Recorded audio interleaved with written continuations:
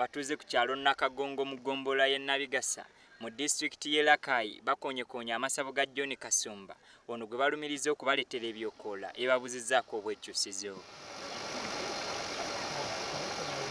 Abatuuze bagamba nti Kasumba yeekobana ne mutabani we ayitibwa Daniel ne bagula amajini gano agabatidde abaabwe wamu n'okusobya ku bakazi.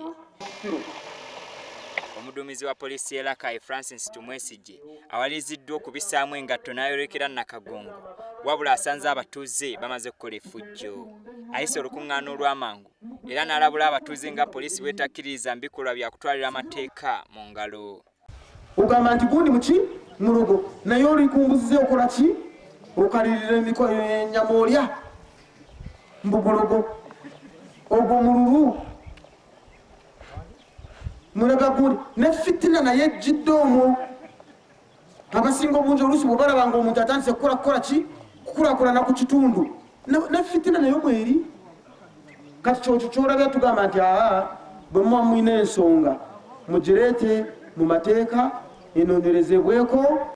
Abaana ba John Kasumba nga bakulembeddwa mutabani we Dennis Kaboobi beetondedde abatuuze olwa kitaabwe okuleeta ebyokoola ebitugumizza ekyalo. Kyokka oluvannyuma beetonze olw'abantu abatuusiddwako emitawaana.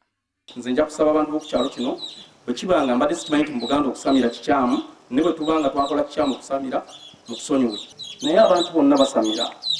Olwaleero DPC agenze n'agamba bw'oyingira mu bitanda by'abantu oyinza okusangayo ekintu ekizibu naye lwakuba ajjejje bweyakirinja n'aleeta obubaka n'abussa n'agamba nti muzeewo ennyumba yange. Oluvannyuma poliisi erabudde abatuuze obutaddamu kutwalira amateeka mu ngalo era n'ewera okunoonya abo bonna abakonye